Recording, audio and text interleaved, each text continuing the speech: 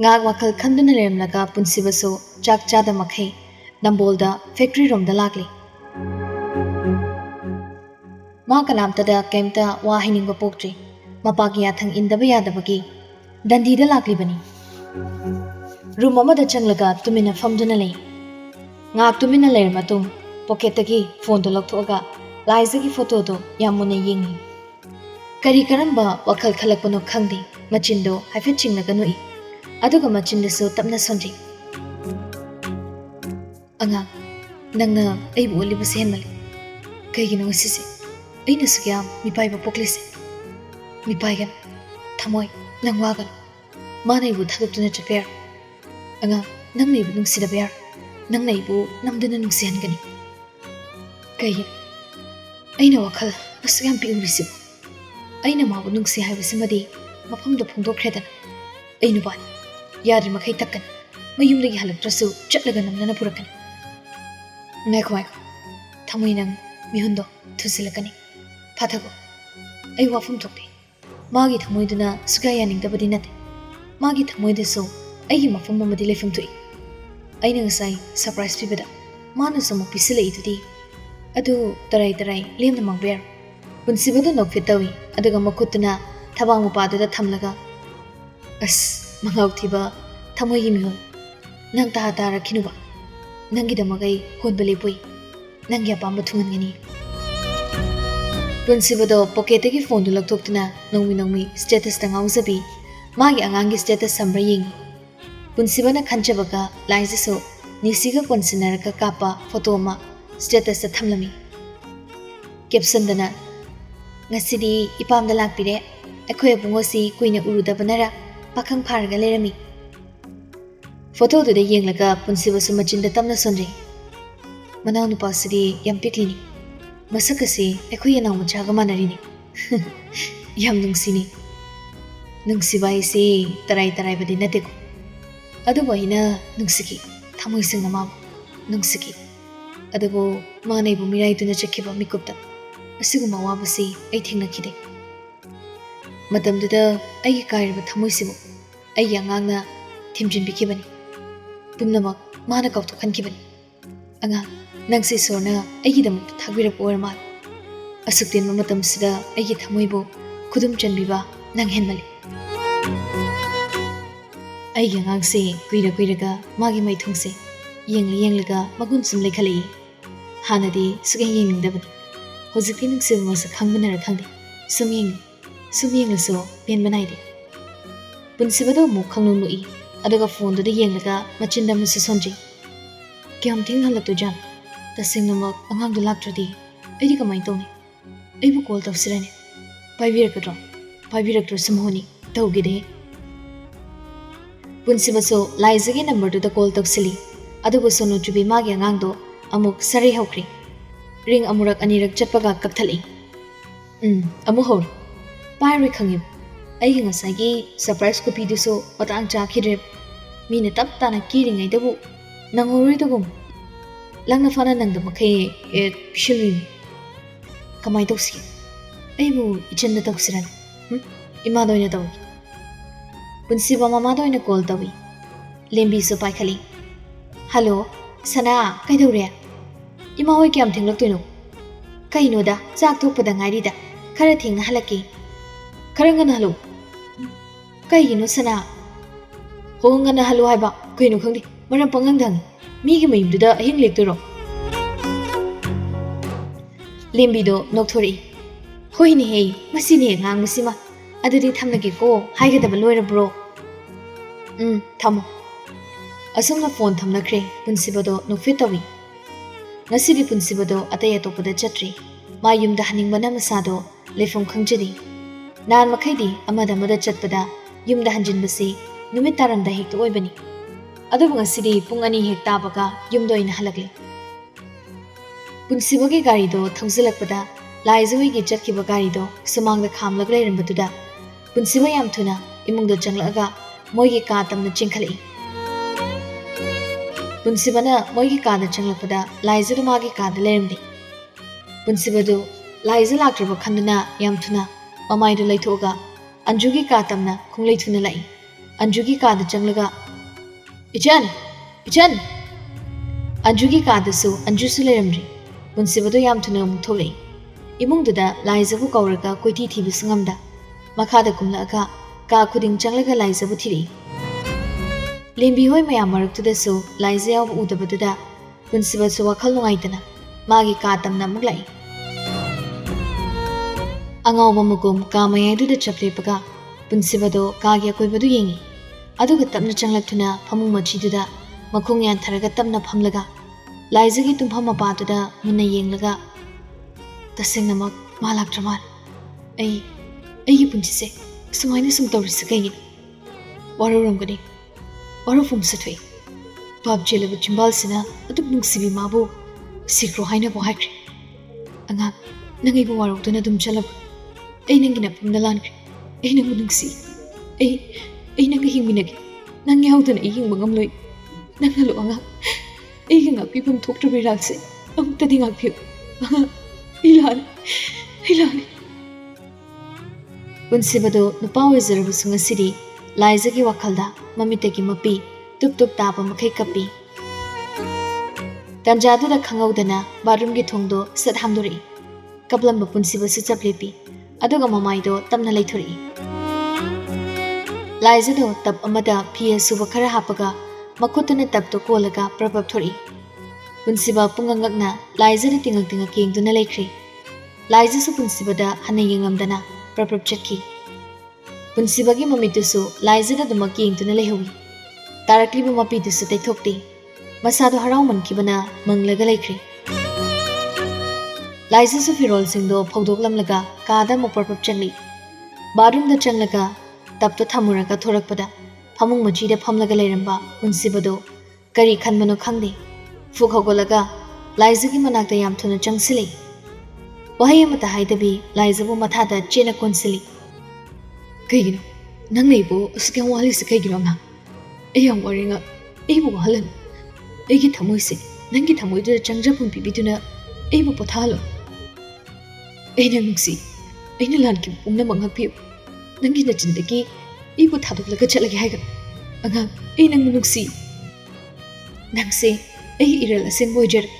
nang nay nungsiba ngamdrabasu ay kakna nang nungsi nang ay ginakta punchi chupaling dana lebi masiba tadi yabi yung punsiba na kapaga hairiba mayamdo laizasu nungsiba khangluba misakama oirubana mamitagi mapi tari aduba ma kari khanmano khangde tarakliba mapido punsiba wandanaba tumina taithui aduga punsiba bo khangin inthoga yam sound hairi Nangna ibu nungsirabusu, aidi nangbu nungsibasu ngamum. Aduga nangka punchi chupa leminabasu ngamum. Ngasiri ima hoiga pulap chatminabu oikibagi, ai lehogi haibada. Ima hoina yadabagi yumsida lakibani. Hauzikti ai yumda changba yar, kashu waininga leiti. Haying magai yumda chakkini. Aibu nungsiba sadana, aigi thamoi sibo kahengi khanbigani. Ai thamoi kaiba ngamloi. Damjagi nachilmagna aibu chatnanaba. Itatatan haikraban. Hauzidi pumnamak amata kainaru. Ay siyumda kaantana leuriki. Aduga damcha, nangibu kaubu silakan. Laiza du gam chatkri, punsibaso, masana haidokraba wani. Laiza ki pakumpi bangamdi. Laiza bu khamzabasu ngamjada, upay leta. Mapira cheladuna. Laiza na chatkiba maikedi yenglaga, isay huina simdoklaga saklay. Aibu nungshiba ngamdraba nangse. Karigi asuk nungshiri Aibu kautukpo ngamliva nangse Karigi asuk nungshiriva Laiza su punsibagi isay da tabada Thangliba khongthang do chaplipi Aduga mamaido tamna leishilaga Mamita mapira chelaga Machinda tamna sole Upa sarangi Laizin hairibado yam tapna haibana punsibadi tadri. Laiza sumamaido yam thuna leithuri. Aduga kadagi chenthuri. Stair gi thak to khara kumtharaga amuk chaplepi. Aduga waldo da makok to ngatharaga. Makutuna machinda melaga tamna phamthari. Aduga kamna machinda so pendana sonjari. Tamja, ai sunan nuksi. Ai gi chirab tan phamda ꯇꯥꯝꯆꯥꯅ ꯑꯩꯕꯨ ꯀꯟꯕꯤꯔꯛꯈꯤꯕꯅꯤ ꯑꯩꯁꯨ ꯃꯤꯅꯤ ꯃꯤ ꯑꯃꯅ ꯃꯤ ꯑꯃꯕꯨ ꯅꯨꯡꯁꯤꯕꯒꯤ ꯏꯍꯨꯜ ꯐꯥꯎꯔꯛꯏꯕꯗꯣ ꯑꯩꯁꯨ ꯈꯪꯕ ꯉꯝꯃꯤ ꯑꯩꯉꯣꯟꯗꯁꯨ ꯐꯥꯎꯏ ꯑꯩꯕꯨ ꯅꯨꯡꯁꯤꯕ ꯃꯁꯛ ꯈꯪꯉꯤ ꯇꯥꯝꯆꯥ ꯑꯗꯨꯕꯨ ꯇꯥꯝꯆꯥ ꯑꯩ ꯈꯛꯀꯤ ꯌꯥꯏꯐꯅꯕꯒꯤ ꯈꯜꯂꯒ ꯃꯤꯒꯤ ꯑꯋꯥꯕ ꯈꯪꯗꯕꯤ ꯃꯤꯅꯨꯡꯁꯤ ꯍꯩꯇꯕꯤ ꯑꯩ ꯑꯗꯨꯒꯨꯝꯕꯗꯤ ꯅꯠꯇꯦ ꯑꯩꯅ ꯃꯔꯝ ꯑꯣꯏꯔꯒ ꯇꯥꯝꯆꯥꯒꯤ ꯅꯨꯡꯁꯤꯅꯕ ꯀꯥꯏꯅꯍꯟꯕ ꯑꯩ ꯄꯥꯝꯗꯦ ꯑꯩꯅ ꯗꯗꯥꯒ ꯀꯥꯏꯅꯕꯗ ꯀꯥꯏꯈꯤꯕ ꯊꯃꯣꯏ ꯈꯥꯡꯈꯤꯕ ꯑꯋꯥꯕ ꯆꯩꯅꯥ ꯃꯌꯥꯝꯗꯣ ꯃꯔꯥꯜ ꯂꯩꯖꯗꯕꯤ ꯃꯦꯂꯩꯒꯤ ꯊꯃꯣꯏꯕꯨꯗꯤ ꯀꯥꯏꯍꯟꯅꯤꯡꯗꯦ ꯑꯩꯒꯤ ꯅꯨꯡꯁꯤꯕ ꯁꯤꯟꯅꯐꯝꯗ ꯎꯠꯊꯣꯛꯂꯔꯣꯏ ꯇꯥꯝꯆꯥ ꯀꯅꯥ ꯈꯪꯍꯟꯗ ꯊꯃꯣꯏꯗ ꯂꯣꯠꯇꯨꯅ ꯊꯝꯖꯒꯦ तसेंगने कायनब कीजे खांगबे हम हे दामचा नंग हाइबे यादे हाइदुना ऐ दामचा बो मिनुंगसि खांगदना अथिबो वांगा ngangले हाइदुना दामचा नंगै परोगनुको लाइजदो मकुट खुदांगदुना ममित अनिदुदा थमलगा हिके कपि अंजुसु मखादगी मागी का तमना का खलकपनि लाइजसु मी कारको मकोल ताबदुदा कपंबदो जपलेपि अदुग मपीदो ससते तुई अंजुसु लाइजन मपी तैथोपदो हाइफेट उहौवी याम पाखतना लाइजगी मनाक्ता चंगसिलै लाइजगी लिंगजम पाइरगा कैदौरगी नमा किसि तौदेदा इमा होय चा थपा लोयहौरब्रा कपगी मपीरा जेलगा लाइजना माइथुंगना नोफे तौरगा हाइरकपा वादो अंजुसु सिंगना ngai nama nang da joga khanabra khanadeda anjuwa makha tade yam thuna laizagi khudang do tap pairaga chingduna puraktuna magi ka da changminari aduga ka gi thongdu lonsili punsibana nungsi harapato laiza sunga siri mabungning pangnung da nungsi ba haidori matam khra ka thokluraba lamjingbagi wakhalbu amung na honana ningsing badongna tawi anju da punsibagi machanupi orabaso piglingai deki Luna जाना तिनरकपा ममानबी होइबना थमोइद उमसिनना थंबा ngamlaktre मपान थोलकना बखोनरी Anju प्रपप चंगसिलगा लाइजगी लिंगजुमदा पाइ इनमा नंग कैदौरगे से आइगोंदा हायुसे दाचौना नंगोंदा कैदौरैनो दाचौना ngangraba लाइजदु अंजुदा कोनसिलगा हिगे कपले Anju ऐ पुंगनिंग याम नुंगसी बकी जई ऐ काइनाबगी मजा खांग Y तुमसिब कौब महाबदा आइबो सुक्याम no पिरिस कहिगिन आइगे करि इरानो अंजु लाइजगी मरी मखोंग समनदबा वादो दारगा ज्ञान अमा ताद्रि लाइजगी मकोकता तमना तमना ना थबिरि इनमा नंग कैदौरगे आइ नंगी वारिसे ज्ञान ताद्रि अंजुदु कोलिबदो तमना थादोइ अदुगा मपीदु तैथोगा याम ज्ञान ताना हाइरि अंजु दामचाना ऐबु नुंगसि हाइरि अंजुदा खंप्रे खंगी ममित कतो लाथोगा याम ngakna हाइमा होजि फावबो नुंगसिनद्रिबो हाइसे नुंगसिनादे थमोइ थमोइदा नुंगसिबगि इहुल खांनाबदि कुइरे अदुबो ऐ ngasi फावबो लुसिनदुना थमबे कनामतना खंगनदना चिक्सिना थमजबनि Anju अदुबो ngasiदि लुसिनबा ngamlaktre yumsida matam khara khajik leningbagi दामचाना ऐबु नुंगसिरक्तनबा ऐ फनकना होनबनि अदुगा इगी थमोइना फावरिबा नुंगसिबसे मपान थोंदो उतनबसु होनचखिबनि अदुबो ngasiदि दामचाना ऐबु नुंगसिबगी लंबिदा चिक्सिनबा होनबिरि अंजु ऐना थमोइ काहायगे हिंग्लिबा पुंसिसे मरा लैतबि महाकी पुंसिदा थुकनिंगदि ऐ युमसे थादोक्तुना चख्रगे अंजु इनमा अखोइ दाचौना सुनुंगसि हाइरे नंगना सुनुंगसि हाइरे नोयनि नुंगसिनबसे कैदौरगे नतै ननाउदि नुंगसिनगदबनि अस अखोइदिने नोय अनिगी मतौदुदा निने कौरकदब कुइद्रब मालुरि अदुगदि नुंफौ नुंगसिनरमद्रबको अंजु ऐ मीगी मकादा यनिंग दामचागा मिलेगा थुंगनजसन लाइजगी वादो ताबदा अंजुदा खंगनु नोक्थुरि हो इबेमा नंगना कपिदो पि पामुये मेलै हाइरिदो कुइरे वारि लुसिनखिबा अदुगिसु मतक्ता मेलैदो अखोइगा ये थुकनै हाइबनि अदुगा मेलैदुसने अतोप नुपा अमदा मयुम पानख्रे हाइबनि इस माना खंगसु खंगदना अखंग सादना लाइजदु ngangei हा असेंग्रो अंजो मेलै हाइदो मयुम पानख्रबो होइमी इस नंगदे दुदा कोक थादरगा वखलगा आयुरि बोइरे इबेमा अदुदा कोक थादररन कानदि अदुइ सरुने रोमांस सविरु नोइनिगी रोमांस दो यिंगना बंगाइना बदने मयाम से वानरबनि Anjugi wada tabada laizada thazadaba mali. Asegbiru Anju, melaido topada. Mamanabi oibagi ikoi koinadabagi laizagi lingzumda khangin ilaga. Anghaubi kapchitpi asingmanini ene harise nawadu nungsi harido yathokro. Andakti laizadu thazar mali nokfetori. Aduidi luna hairambatagi phungna hainingaktori. Kaibo opa paktaba sarangena. Laizagi wada tabada Anjudo sida sida nui. Laiza sunahan makai makukta tanggalaba polumdo tangtakibaduda masado khangangi yangi phukhaugolaga Anju ai chalagi aikoi opa do yam kaphobani ai amta themukigi themuri bema duina taina naw jutjab amata heknati jutcha de bani na romance nang na torpasidi ayengba khoidi minna hadori jani Laiza su thongdo hangdokna Anju da happy dingli yam taning de Laiza da harau moige ka tamna chengkhachari Nancy su stair do kumthar poibaga ani do gonglong thengai ni Laiza do kanano haina mamai do fari khali Nancy warambatuda Laiza do no fetoraga haiyaw na hari as sorry Nancy nang da tawna ko botuda hatu jelak padu hodri Nancy do machin do ferap tawi kaisu kaide okay haima amuka su kauri ni how lai damcha kai nu pano khangdi mi aise manaktagi sukta dek chathokning dabra khangdi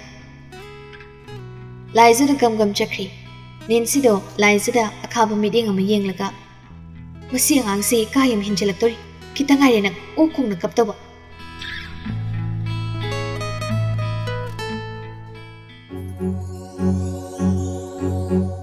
Laiza sungaktang duda mihun gado dangdang chongi kagi thongjin do kansandringai thamoi da chongliba mihul do makutuna thabak da thamlaga sorga do sang holaga fathajai aduga machinda sutamna sanjai kaino nahan kai sumaina mihun chongbo aibu chongkhidrida kaigino mi accept toramdai sida mihun si matung maram khangdana chongli sibo he sorry bungo nanaibu pangal happy aibu dam changno mangda nupi thoktabi ta halakan aidi hairisini katukaran tawrakanu ko khara phathor Laiza do kada tamna changli mamit kadu khuzalaga kuning kang laga ngasai punsibana lephobo mafumduda tamna changlakpani adubu punsibadi lairamdri Laiza do khuzalam mamito sapangthui aduga mamai do fatpha laithoga punsibabu kuyinging machinna su tamna sundi kadai da mulai khazano adugi paktabaduna mine nungsi hagina muktana laga amuk lairamjisina sofa da phamlaga manglaga leiri zalo Laiza do mamangi kadum da probably kadu da punsiba lerumdri Laiza do panthadana moigi kada muchangli aduga mon meya da leiriba phone du lawraga punsiba da call tawi phone gi ring makol do yam nangna tabaduda Laiza do nokfe tawraga tamna leithorakpada punsiba gi phone di phamung mathak tu da khinglaga leiriba dui as daw tibong oiru Laiza na daw yade Laiza do punsiba gi phamung du da tamna phamthai aduga punsiba gi phone paikalaga on tawi wallpaper du da magi photo hapaga lerambatuda Laiza da mamito khanglaw laktui sina kadai digi photo no ayaya college dress ne sidia aini selise photo ga lon hekta huralaga wallpaper daga hapame haiba yam nungsi dam chana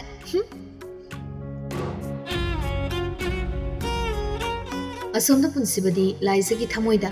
mabu nungsiba ngamnaro haibagi wakhalda angawbugo gari da thauduna mafam khangda chali thauriba gari du sulepti wakhal ma sulepti khalibani wakhal ma su gari karamba thaudok utuna Laiza gi minungsi phangani wakhal ma gi ichelsi asuki mate itin phamyami haibaduni tungda lakadaba thaudok kya wakhal pusilaktuna oithokpa yadaba chaningu mafam khuding yowba ngamba ohiningba khuding ohenba ngamba adugi matik magul leiba mioibagi wakhalni gari thawna machinda sutamna sol angawbani angaw mibu sanani mongda sanaruba aduga huzikna angaw boirab chum shafam tokte ai yangana ibu nungsiba ngamdaba ai saw warubu suto nafamda so amukhana yel ꯁꯣꯛꯂꯕ ꯊꯃꯣꯏꯁꯦ ꯏꯁꯥ ꯏꯊꯟꯇ ꯑꯗꯨꯃꯛ ꯊꯦꯝꯖꯤꯟꯖꯒꯦ꯫ ꯑꯗꯨꯕꯨ ꯑꯉꯥꯡ, ꯅꯪ ꯑꯩꯒꯤ ꯄꯨꯟꯁꯤꯅ ꯂꯣꯏꯗ꯭ꯔꯤꯉꯩ ꯄꯨꯟꯁꯤꯕꯅ ꯂꯥꯏꯖꯕꯨ ꯀꯌꯥꯃꯨꯛ ꯅꯨꯡꯁꯤ ꯍꯥꯏꯕꯗꯨꯗꯤ ꯅꯪ ꯈꯪꯕꯤꯔꯛꯄ ꯑꯣꯏꯌꯨꯀꯣ꯫ ꯅꯪꯅꯕꯨ ꯏꯅꯥꯛꯇꯒꯤ ꯂꯥꯞꯅ ꯆꯠꯂꯣꯏ ꯍꯥꯏꯔꯕꯗꯤ ꯉꯁꯤꯗꯒꯤ ꯑꯩ ꯅꯐꯝꯗ ꯋꯥꯍꯩ ꯑꯃꯠꯇ ꯍꯥꯏꯔꯣꯏ꯫ ꯑꯩꯒꯤ ꯊꯃꯣꯏꯒꯤ ꯅꯤꯡꯉꯥꯏꯁꯨ ꯑꯃꯨꯛ ꯍꯟꯅ ꯅꯐꯝꯗ ꯇꯧꯔꯣꯏ꯫ ꯑꯗꯨꯕꯨ ꯅꯨꯡꯊꯤ ꯅꯨꯃꯤꯠ ꯈꯨꯗꯤꯡꯒꯤꯗꯤ ꯅꯪꯒꯤ ꯁꯛꯇꯝꯁꯦ ꯑꯩꯒꯤ ꯏꯃꯤꯠꯁꯤꯅ ꯅꯁꯥ ꯈꯪꯗ ꯄꯦꯟꯅ ꯌꯦꯡꯖꯒꯦꯀꯣ꯫ ꯄꯨꯟꯁꯤꯕꯗꯣ ꯇꯥꯔꯛꯂꯤꯕ ꯃꯄꯤꯗꯣ ꯈꯨꯅꯝꯗꯨꯅ ꯑꯃꯨꯛ ꯇꯞ ꯇꯞ ꯅꯞꯊꯣꯛꯏ꯫ ꯑꯁꯣꯝꯗ ꯂꯥꯏꯖꯗꯤ ꯉꯁꯤꯗꯤ ꯃꯁꯥꯗꯣ ꯏꯇꯥꯎ ꯇꯥꯎꯖꯩ꯫ ꯃꯌꯥꯝ ꯆꯥꯛ ꯆꯥꯕꯗꯣ ꯃꯥ ꯆꯥꯅꯤꯡꯗ꯭ꯔꯦ ꯍꯥꯏꯗꯨꯅ ꯆꯥꯗ꯭ꯔꯦ꯫ ꯄꯨꯟꯁꯤꯕꯒꯤ ꯆꯥꯛ ꯁꯔꯨꯛꯇꯨꯗ ꯃꯥꯒꯤ ꯁꯔꯨꯛꯇꯨꯁꯨ ꯈꯔ ꯍꯥꯞꯆꯤꯜꯂꯒ ꯃꯣꯏꯒꯤ ꯀꯥꯗ ꯄꯨꯁꯤꯜꯂꯛꯏ꯫ ꯄꯨꯡ 9 ꯇꯥꯔꯐꯥꯎ ꯄꯨꯟꯁꯤꯕꯗꯣ ꯍꯟꯖꯤꯜꯂꯛꯇꯦ꯫ ꯂꯥꯏꯖꯁꯨ ꯇꯤꯚꯤ ꯌꯦꯡꯂꯒ ꯄꯨꯟꯁꯤꯕ ꯍꯜꯂꯛꯄ ꯉꯥꯏꯔꯤ꯫ ꯉꯧꯊꯤꯁꯦ ꯅꯍꯥꯟꯈꯩꯗꯤ ꯉꯟ ꯍꯜꯂꯛꯄꯅꯤ, ꯑꯗꯨꯒ ꯉꯁꯤꯅ ꯀꯩꯗꯧꯔꯖꯥꯠꯅꯣ ꯍꯜꯂꯛꯇꯦꯅꯤ꯫ ꯐꯣꯟꯁꯨ ꯊꯅꯝꯕ, ꯀꯩꯅꯣꯕ ꯃꯥꯅ ꯈꯜꯂꯤꯁꯦ? ꯁꯥꯎꯔꯝꯗꯕ ꯂꯥꯏꯖꯒꯤ ꯁꯟꯗꯦꯒꯤ ꯃꯤꯍꯨꯟꯗꯣ ꯇꯧꯔꯛꯀꯅꯤꯀꯣ ꯉꯁꯤ꯫ ꯐꯅ ꯊꯦꯡꯅ ꯉꯥꯏꯔꯕ ꯃꯇꯨꯡ ꯄꯨꯟꯁꯤꯕꯗꯣ ꯃꯈꯨꯠꯇ ꯄꯣꯂꯤꯊꯤꯟ ꯃꯆꯥ ꯑꯃ ꯄꯥꯏꯔꯒ ꯀꯥꯗ ꯇꯞꯅ ꯆꯪꯂꯛꯏ꯫ ꯄꯨꯟꯁꯤꯕ ꯆꯪꯂꯛꯄ ꯎꯕꯗ ꯅꯍꯥꯟꯈꯩ ꯍꯥꯏꯅꯤꯡꯕ ꯗꯣꯡ ꯍꯥꯏꯕ ꯂꯥꯏꯖ ꯉꯁꯤꯗꯤ ꯀꯩꯗꯧꯔꯕꯅꯣ ꯈꯪꯗꯦ꯫ ꯄꯨꯟꯁꯤꯕꯗꯁꯨ ꯌꯦꯡꯕ ꯉꯝꯗ꯭ꯔꯤꯗ ꯃꯃꯥꯏꯗ ꯂꯨꯞꯊꯔꯒ ꯂꯩꯈ꯭ꯔꯦ꯫ ꯄꯨꯟꯁꯤꯕꯁꯤ ꯃꯍꯧꯁꯥꯒꯨꯝ ꯋꯥ ꯉꯥꯡꯈꯤꯗ꯭ꯔꯤ꯫ ꯂꯥꯏꯖꯅ ꯃꯥꯕꯨ ꯍꯩꯅꯗꯕꯗꯨꯗ ꯂꯥꯏꯖꯗꯒꯤ ꯈꯤꯇꯪ ꯂꯥꯞꯅ ꯂꯩꯔꯒꯦ ꯈꯟꯈꯤꯕꯅ ꯈꯨꯠꯇ ꯄꯥꯏꯔꯤꯕ ꯄꯣꯂꯤꯊꯤꯟꯗꯣ ꯇꯦꯕꯜ ꯃꯊꯛꯇ ꯊꯝꯃꯤ꯫ ꯑꯦꯂꯔꯖꯤ ꯇꯧꯔꯤꯗꯣ ꯁꯤ ꯒꯨꯂꯤ ꯑꯅꯤꯁꯤ ꯅꯣꯡꯃꯒꯤ ꯑꯃꯃꯝ ꯆꯥꯎ꯫ ꯂꯥꯏꯖꯁꯨ ꯌꯥꯝ ꯏꯪ ꯇꯞꯄꯤ ꯑꯃꯒꯤ ꯃꯑꯣꯡꯅꯤ꯫ ꯃꯀꯣꯛꯇꯣ ꯅꯣꯟꯊꯔꯒ ꯍꯣꯏ꯫ ꯂꯥꯏꯖꯒꯤ ꯏꯀꯥꯏꯕ ꯃꯇꯧꯗꯣ ꯄꯨꯟꯁꯤꯕꯗꯤ ꯈꯪꯖꯗꯕꯅ ꯋꯥꯍꯩ ꯑꯃꯠꯇ ꯍꯥꯏꯔꯝꯗ ꯐꯃꯨꯡ ꯊꯥꯔꯤꯕ ꯀꯥꯗꯣꯝꯗ ꯄꯞ ꯆꯠꯈꯤ꯫ ꯄꯨꯟꯁꯤꯕ ꯆꯠꯈꯤꯕꯒꯤ ꯈꯣꯡꯎꯞ ꯃꯈꯣꯜꯗꯨꯗ ꯂꯥꯏꯖ ꯃꯃꯥꯏꯗ ꯁꯠ ꯌꯦꯡꯈꯠꯂꯛꯏ꯫ ꯄꯨꯟꯁꯤꯕ ꯂꯩꯔꯝꯗꯕꯗꯨꯗ ꯀꯩꯅꯣꯅꯤꯅꯦ ꯁꯤꯗꯤ? ꯉꯁꯥꯏꯈꯩꯅ ꯑꯩ ꯎꯕꯒ ꯅꯨꯡꯁꯤ ꯍꯥꯏꯕ, ꯑꯗꯨꯒ ꯍꯧꯖꯤꯛꯅ ꯃꯤꯅ ꯌꯥꯔꯝꯗꯥꯏꯁꯤꯗ ꯋꯥ ꯑꯝꯇ ꯍꯥꯏꯔꯝꯗꯅ ꯆꯠꯈꯤꯕ꯫ ꯅꯍꯥꯟꯈꯩ ꯃꯤꯂꯤꯒꯤ ꯈꯥꯛꯑꯒ ꯊꯝꯂꯝꯕꯅꯤ, ꯍꯧꯖꯤꯛꯇꯤ ꯁꯤꯠ ꯍꯥꯡꯉꯕꯅꯤꯅ ꯐꯥꯖꯤꯟꯕ ꯇꯥꯕꯅꯤ꯫ ꯂꯥꯏꯖ ꯄꯣꯂꯤꯊꯤꯟꯗꯨꯅ ꯌꯦꯡꯂꯒ ꯑꯩꯅ ꯍꯥꯛꯇꯤ ꯄꯪꯈꯟ ꯈꯟꯕꯗꯣ ꯅꯨꯡꯉꯥꯏꯇ꯭ꯔꯤꯖꯥꯠꯅꯤ꯫ ꯍꯤꯗꯥꯛꯀ ꯂꯩꯔꯤ, ꯗꯥꯝꯆꯥ ꯄꯛꯇꯕ ꯅꯪ ꯅꯨꯡꯁꯤꯃꯜꯂꯤ, ꯀꯥꯟꯅꯗꯦ ꯃꯤ ꯆꯥꯈꯠꯂꯨꯈꯤꯒꯦ꯫ ꯂꯥꯏꯖꯗꯣ ꯄꯣꯂꯤꯊꯤꯟꯗꯣ ꯄꯥꯏꯔꯒ ꯀꯥ ꯇꯝꯅ ꯆꯦꯟꯆꯠ ꯇꯧꯗꯨꯅ ꯂꯥꯛꯏ꯫ ꯄꯨꯟꯁꯤꯕꯗꯣ ꯐꯤꯔꯣꯜ ꯐꯥꯎ ꯍꯣꯡꯗꯣꯛꯇꯅ ꯐꯃꯨꯡꯗ ꯇꯨꯝꯂꯒ ꯂꯩꯔꯝꯃꯤ꯫ ꯅꯨꯄꯥ ꯃꯈꯣꯏꯅ ꯐꯥꯎꯕ ꯅꯨꯡꯁꯤ ꯐꯣꯡꯗꯣꯛꯄ ꯉꯝꯗꯕ ꯃꯇꯥꯡ ꯌꯥꯎꯔꯤꯕꯅꯤ꯫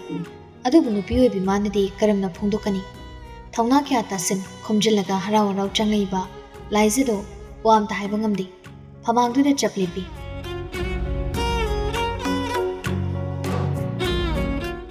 ꯂꯥꯏꯖꯅ ꯂꯦꯞꯄꯤ ꯄꯨꯟꯁꯤꯕꯒ ꯌꯥꯝ ꯅꯛꯅꯔꯕꯅꯤ꯫ ꯑꯗꯨꯕꯨ ꯍꯟꯅꯐꯥꯎ ꯌꯦꯡꯕꯤꯔꯛꯇꯕꯗꯨꯗ ꯉꯁꯥꯏꯗꯒꯤ ꯅꯨꯡꯉꯥꯏꯕ ꯑꯁꯥ ꯑꯃꯗ ꯂꯩꯖꯔꯝꯕꯤ ꯂꯥꯏꯖꯗꯣ ꯍꯧꯖꯤꯛꯇꯤ ꯀꯞꯅꯤꯡ ꯇꯧꯔꯒ ꯎꯄꯥꯏ ꯂꯩꯇ ꯐꯃꯨꯡꯗ ꯀꯥꯈꯠꯂꯤ꯫ ꯐꯃꯨꯡ ꯃꯌꯥꯏꯗꯨꯗ ꯈꯣꯡꯒ꯭ꯔꯥꯏ ꯆꯜꯂꯒ ꯐꯝꯂꯒ ꯃꯆꯤꯟꯗꯣ ꯄꯣꯝꯊꯣꯛꯑꯒ ꯃꯥꯒꯤ ꯃꯔꯥꯜ ꯂꯩꯇꯕ ꯐꯣꯟ ꯌꯥꯝ ꯇꯝꯊꯤꯅ ꯅꯝꯃꯤ꯫ ꯑꯗꯨꯒ ꯄꯨꯟꯁꯤꯕꯗ ꯇꯦꯛꯁ ꯊꯥꯏ, ꯆꯥꯛꯇꯤ ꯆꯥꯈꯤꯔꯣꯏꯗ꯭ꯔꯣ? ꯃꯦꯁꯦꯖ ꯂꯥꯛꯄꯒꯤ ꯈꯣꯟꯖꯦꯜꯗ ꯇꯥꯕꯗ ꯄꯨꯟꯁꯤꯕꯗꯣ ꯌꯦꯡꯗꯦ, ꯇꯨꯃꯤꯟꯅ ꯁꯨꯝ ꯂꯩ꯫ ꯂꯥꯏꯖꯁꯨ ꯃꯥꯒꯤ ꯃꯤꯍꯨꯟ ꯑꯔꯥꯡꯕꯤꯗꯣ ꯂꯥꯛꯄ꯭ꯔꯥ ꯈꯪꯗꯦ, ꯂꯥꯟ ꯍꯦꯛꯇ ꯇꯥꯁꯤꯜꯂꯤ꯫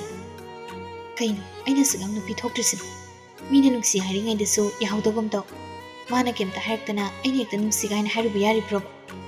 ꯁꯤꯗꯅꯤꯅꯦ ꯅꯨꯄꯤꯒ ꯅꯨꯄꯥꯒ ꯈꯦꯠꯅꯩ ꯍꯥꯏꯔꯤꯁꯦ꯫ ꯅꯨꯄꯥ ꯑꯣꯏꯔꯗꯤ ꯉꯁꯥꯏꯅ ꯍꯥꯏꯈ꯭ꯔꯗꯧꯅꯤ, ꯑꯩꯅ ꯅꯨꯄꯤ ꯑꯣꯏꯕꯒꯤ ꯉꯝꯗ꯭ꯔꯤ꯫ ꯆꯤꯝꯕꯥꯜꯁꯤꯅ ꯐꯣꯡꯗꯣꯛꯄ ꯉꯝꯗ꯭ꯔꯁꯨ ꯃꯦꯁꯦꯖꯇꯁꯨ ꯉꯝꯗꯧ ꯃꯥꯟꯗꯦꯅꯤ꯫ ꯀꯩꯒꯤ ꯉꯝꯂꯣꯏꯗꯕ? ꯑꯩꯒꯤ ꯅꯨꯄꯥꯗꯨꯕꯨ ꯍꯧꯔꯒꯦ꯫ ꯂꯥꯏꯖꯗ ꯐꯃꯨꯡꯗ ꯆꯠ ꯇꯨꯝꯊꯩ, ꯑꯗꯨꯒ ꯃꯀꯣꯛꯇꯣ ꯐꯛꯂꯥꯡꯂꯣꯝꯗ ꯑꯣꯟꯊꯣꯛꯑꯒ ꯐꯣꯟꯗꯣ ꯅꯝꯃꯤ꯫ ꯗꯥꯝꯆꯥ! ꯄꯨꯟꯁꯤꯕꯁꯨ ꯍꯟꯗꯛꯇꯤ ꯌꯥꯝ ꯌꯦꯡꯅꯤꯡꯉꯨꯔ ꯃꯥꯜꯂꯦ꯫ ꯐꯣꯟꯗꯣ ꯁꯠ ꯍꯥꯡꯗꯣꯛꯑ ꯌꯦꯡꯉꯤ꯫ ꯉꯁꯥꯏꯗꯒꯤ ꯃꯪꯂꯒ ꯂꯩꯔꯝꯕꯗꯣ ꯍꯧꯖꯤꯛꯇꯗ ꯅꯣꯛꯐꯦꯠ ꯇꯧꯏ, ꯑꯗꯨꯒ ꯇꯥꯏꯄꯤꯡ ꯇꯧꯏ꯫ ꯄꯨꯟꯁꯤꯕꯒꯤ ꯇꯥꯏꯄꯤꯡꯗꯨ ꯎꯕꯗ ꯁꯣꯝꯗ ꯂꯥꯏꯖꯗꯣ ꯃꯆꯤꯟ ꯃꯦꯜꯂꯒ ꯈꯤꯈꯤ ꯅꯣꯛꯏ꯫ ꯑꯅꯤꯁꯤꯒꯤ ꯃꯇꯧꯁꯤ ꯄꯥꯈꯪ ꯂꯩꯁꯥꯕꯤ ꯑꯍꯥꯟꯕ ꯄꯥꯎ ꯐꯥꯎꯅꯕꯒꯤ ꯇꯦꯛꯁ ꯊꯥꯅꯕꯁꯤ ꯃꯉꯥꯏꯈ꯭ꯔꯦ꯫ ꯆꯥꯛꯇꯤ ꯆꯥꯔꯦ꯫ ꯂꯥꯏꯖ ꯃꯃꯤꯠꯇꯣ ꯈꯪꯂꯥꯎ ꯂꯥꯎꯊꯣꯔꯛꯏ꯫ ꯀꯗꯥꯏꯗ? ꯍꯣꯇꯦꯜꯗ꯫ ꯂꯥꯏꯖ ꯍꯥꯟꯅ ꯁꯥꯎꯔꯝꯃꯤꯗꯨꯗꯒꯤ ꯑꯃꯨꯛꯀ ꯍꯦꯟꯅ ꯁꯥꯎꯔꯤ꯫ ꯃꯈꯥ ꯇꯥꯅ ꯄꯨꯟꯁꯤꯕꯗ ꯋꯥ ꯍꯥꯏꯐꯝꯁꯨ ꯂꯩꯇ꯭ꯔꯤ꯫ ꯀꯔꯤ ꯍꯥꯏꯁꯤꯒꯦ ꯑꯃꯨꯛ ꯈꯜꯂꯤ꯫ ꯈꯟꯕ ꯌꯥꯕ ꯈꯜꯂꯒ ꯄꯨꯟꯁꯤꯕ ꯗꯞ ꯇꯧꯏ꯫ ꯑꯩ ꯍꯌꯦꯡ ꯆꯠꯂꯅꯤ ꯍꯥꯏꯗꯣ ꯆꯠꯂꯔꯣꯏ꯫ ꯌꯨꯝꯗꯒꯤ ꯏꯃꯥ ꯍꯣꯏ ꯂꯥꯛꯀꯅꯤ ꯍꯥꯏꯔꯦ, ꯑꯗꯨꯅ ꯅꯤꯉꯣꯜ ꯆꯥꯛꯀꯧꯕ ꯆꯠꯄꯗ ꯑꯁꯨꯝ ꯍꯜꯂꯛꯑꯔꯣꯏꯒꯦ꯫ ꯃꯦꯁꯦꯖꯇꯣ ꯄꯥꯔꯒ ꯄꯨꯟꯁꯤꯕꯗꯣ ꯄꯤꯁꯨꯝ ꯑꯅꯤꯗꯣ ꯈꯪꯆꯨꯛ ꯁꯨꯛꯆꯤꯜꯂꯒ ꯃꯨꯟꯅ ꯌꯦꯡꯉꯤ꯫ ꯑꯗꯨꯕꯨ ꯃꯦꯁꯦꯖꯇꯤ ꯍꯜꯂꯛꯇꯦ꯫ ꯄꯨꯟꯁꯤꯕꯅ ꯇꯥꯏꯄꯤꯡ ꯇꯧꯕ ꯎꯗꯕꯗꯨꯗ ꯂꯥꯏꯖꯁꯨ ꯃꯃꯥꯏꯗ ꯂꯩꯊꯣꯔꯒ ꯄꯨꯟꯁꯤꯕ ꯇꯨꯝꯈ꯭ꯔꯕ ꯌꯦꯡꯂꯛꯏ ꯑꯗꯨꯕꯨ ꯄꯨꯟꯁꯤꯕꯗꯤ ꯇꯨꯝꯂꯝꯗꯦ ꯐꯣꯟꯗꯤ ꯑꯗꯨꯃꯛ ꯉꯥꯟꯅ ꯎꯏ ꯃꯦꯁꯦꯖ ꯍꯜꯂꯛꯇꯕꯗꯨꯗ ꯂꯥꯏꯖꯁꯨ ꯑꯔꯣꯏꯕꯤ ꯊꯥꯗꯅ ꯄꯥꯏꯔꯤꯕ ꯐꯣꯟꯗꯣ ꯐꯃꯨꯡꯗꯨꯗ ꯗꯛ ꯗꯛ ꯁꯨꯖꯜꯂꯤ